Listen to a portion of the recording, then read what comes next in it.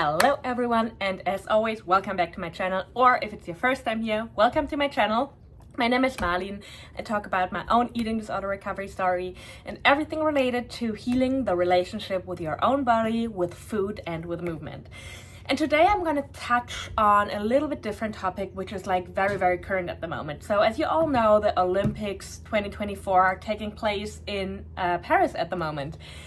And with that, there is a lot of talk about bodies. There's a lot of amazing reels and shorts and clips out there of like people showing all those different body types of athletes and showing that being an athlete doesn't mean looking a certain way. At the same time, there are very concerning numbers. There's a research from 2019 of the International Olympic Committee, which came to the point that approximately 45% of female Olympians have an eating disorder or struggle with disordered eating. And first of all, I'm definitely not someone who like demonizes sports. I had a phase where I had like a very certain opinion about sports and working out just because of my own experiences and my own struggles that I used to have with like over-exercising. But I now came to a point where I actually genuinely love working out again. I'm so happy to box again. I'm so happy to, found my love for sports again. I'm working out a lot, which is not related to any like body changes that I want to achieve, but just about me enjoying to move my body. There is nothing wrong with working out less or even stopping to work out at all. Just because you're recovered doesn't mean you have to work out at all, or you have to, do certain types of workout. If you want to go for a walk once in a while or want to just stretch your body, that is more than fine. But when we look at Olympia and of the issue that we see in a lot of sports with eating disorders, there's a few things to tackle on. So number one, as I said before, eating disorders are oftentimes triggered by under-eating and over-exercising. I made a couple of videos about why that is, about certain genes that get activated if you under-eat, which is like an evolutionary thing. I also talked about it in my book. The ebook and the paperback book will be available this Sunday, finally on Amazon. I'm gonna link the link down below. So this is like number one. So a lot of people underestimate how much food their body needs. So when they are working out, they tend to undereat, which can lead to certain genes being triggered. The second point is that certain athletes, so for instance like runners or also like other kinds of sports, require people's bodies to look a certain way and also to weigh a certain way.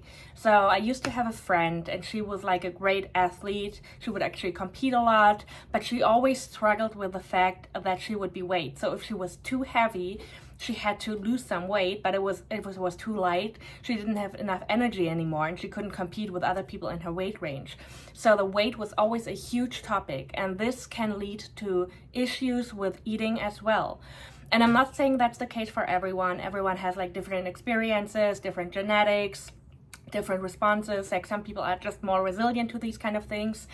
But this is something we actually see in, a lot of sports. And I think it's very important to take a look at this and to like stop judging people for their bodies, because I still see so many rude comments online of like, for instance, women showing their workouts and then being attacked, and mainly men, to be honest, who are like, oh, you're too heavy to be an athlete, or you look like you never lifted before.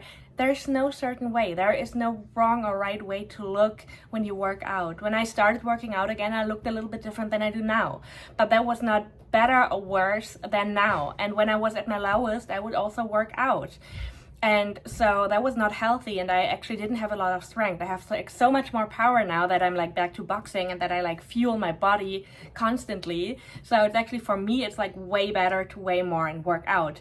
And I don't give a shit about how I look like. I just want to enjoy working out again. So this video was a little bit different from my usual videos, and I have a lot of topic planned. I'm going to answer all your questions. I have all of them in the pipeline already, but I also wanted to touch on this very current topic because there is like so much talk about people's bodies, and I also want to point out that this of course not only occurs to women. Like men struggle with the same problems. I was just talking from my perspective as a woman, but men can have the same issues, and it is just so important to finally understand that an athletic body doesn't look a certain way. Athletic bodies come in all forms and shapes and sizes and heights and all that kind of stuff.